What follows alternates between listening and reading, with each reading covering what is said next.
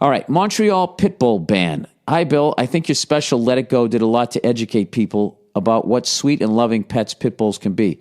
I don't have a pit bull myself, but I do not believe in breed-specific legislation or banning certain breeds of dog just because they're more likely to be owned by assholes who will train them to be violent. I live in Ontario where pit bulls are already banned. When Mark Burr, Buehrle, how the fuck do you say that? Burr, was in the Toronto Blue Jays. You mean on the Toronto Blue Jays? He chose to live alone in Toronto away from his family rather than give up their pit bull. Recently, Montreal Council voted in favor of a bill to ban new pit bulls and other dangerous breeds, as well as impose strict regulations on pit bulls already living in the city, including muzzling. Oh, putting a muzzle on them. From what I read, the bill seems to be a panic reaction to the death of a woman who died following a dog attack. Here is the article if you want to read it. I would love for you to speak out against this super lame bylaw and continue to use your fame as a platform to educate people about... Dude, I don't do that. I'm not going to be that person. Hey, I have a podcast. Now you should listen to me about social issues. Perceived as dangerous. Your bit about adopting Cleo is seriously one of my favorite things in life. Oh, thank you. I wish everyone could hear it. Thank you so much. Bill, go fuck yourself. Yeah, I mean... I don't know what the fuck happened up there, but like I don't think pit bulls are bad dogs. I will tell you, my dog's a fucking psycho and would try to kill you if you came into the house. Would attack you because it's possessive, it's envious, jealous, whatever the fuck it is. And my dog is dangerous.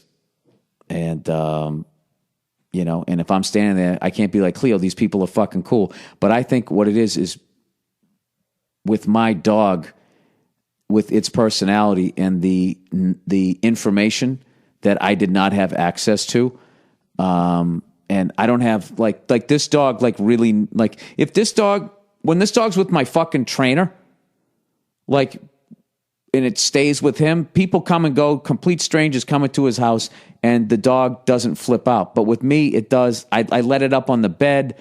I fucking snuggle with the thing and shit. It thinks it's on the same level as me. For whatever reason, it feels like it has to run shit.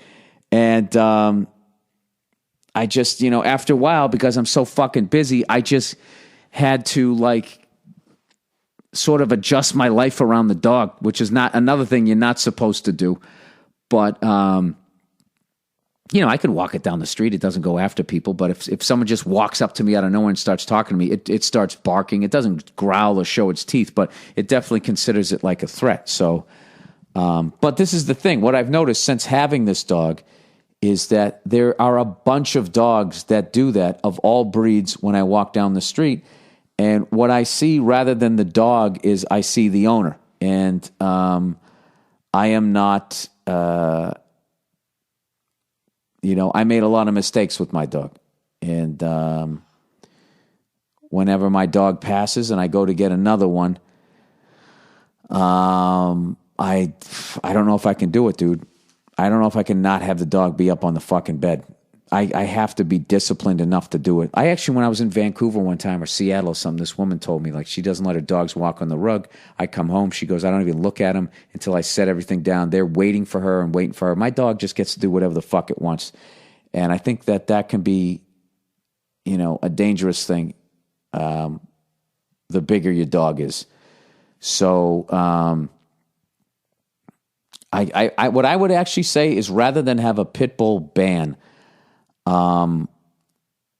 what I would say is if you're going to get a dangerous breed, and a pit bull is a dangerous breed, and all that means, I'm not saying the dog is inherently dangerous. I'm just saying that if your dog goes to bite somebody, like anybody's dog can, the level of damage that a pit bull can do versus if you get bit by a chihuahua, you have to understand, you have to respect what you have. So what I would say, rather than have a pit bull ban,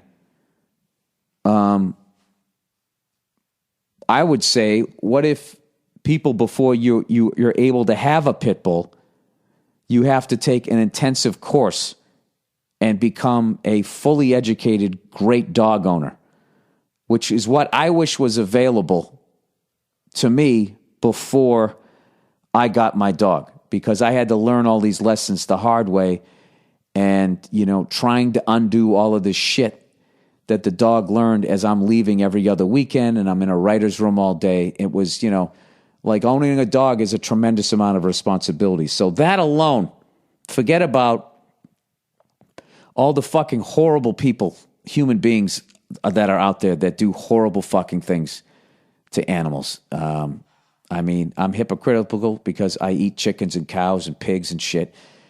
And, they don't exactly treat them, they always say, oh, it's free range, it's organic and all that shit. And then you watch the documentary and they're cutting their beaks off and feeding them cows and shit. And it's fucking horrific. But these people who fight dogs and these people who I honestly think there was some case in New York where this guy he was in an argument with his girlfriend. He snatched the girl's dog out and fucking spiked it on the ground and killed it. And the woman's daughter was in the other room. And this motherfucker only got 60 days. It's just I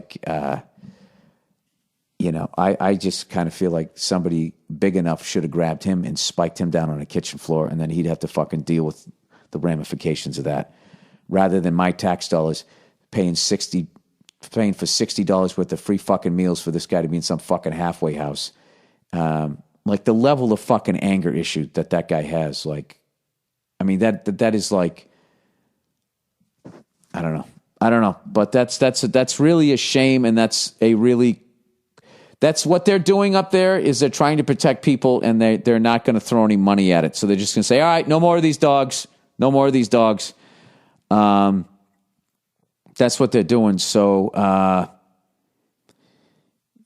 I got to be honest with you, getting mauled to death by a fucking pit bull. I mean, do you want to go out like that? I mean, that's pretty fucking horrific. And then also horrific is them then killing every other pit bull out there.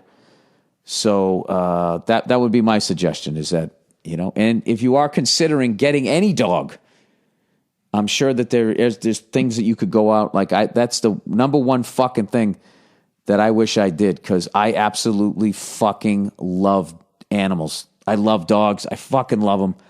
And everything that I do, is probably wrong, because the dog feels like it's on the same level as me and it has to run shit. And that's why people come through the door and it flips the fuck out. And I have to put I just know how the dog is. What I did, I just adjusted to it. I'm just like, all right, I know I'm having people over, so I just take the dog downstairs and I just keep it in the room downstairs. Nobody even sees the fucking thing. That's the way I had to operate with my dog. And I can tell you that that's one way to do it, but it's not the way to do it, because there's that constant anxiety of thinking, oh, what if it ever got out? What the fuck happened? Oh my God, blah, blah, blah. And I have to live with the guilt of someone else getting hurt, and then I'd get the shit suit out of me. I mean, it's a really serious fucking thing when you get a German Shepherd, if you get a Pit Bull, if you get a Doberman Pinscher, if you get a fucking Golden Retriever. I mean, those dogs can fucking do damage. And the fact that you can just go, oh my God, it's cute, and just take the fucking thing home. Forget about if you found it by the LA River and you have no idea what the other people did to it. I mean, I know my dog got abused. I picked up my hockey stick when I first got it, and I was stick handling in the living room, as you do, right? And the dog immediately ran to the other side of the room, and I was like, oh my God, somebody was hitting this thing with some sort of a stick. So what I did was I just laid the hockey stick down in the middle of the room. I went to all the way on the opposite side of the room, and I'd call the dog over, and the dog would come over and go all the way around the stick, and then come over, lick me on my face, and I go, all right, go back to your bed, and it would go back to its bed, and each time it sniffed the stick a little bit more, and I just baby stepped it to the point where by the end of it, I could, stick handle in my garage, with the tennis ball and shit, and it didn't give a shit. But I wish I did that on other areas, but I never. Once you see a dog going after somebody, you never quite trust it again, and then you have that fear, and then they sense the fear, and they process that is the fear is the person at the door, and it's a fucking, I've learned so much by fucking up. So my next dog, I will not make those mistakes, but I don't think that it is a problem with the breed. I think it's the size of the dog and the mistakes that I fucking made, My dog right now is sitting just to the left of my computer. She's staring intensely at me. She's been fed, she's been out, and everything like that. And all that says is she wants to be let up on the couch. And you know what? I can't do it. I'm going to turn it around. I'm too weak. I can't resist. You're too fucking adorable. Why is your head shaped like a fucking muscular light bulb?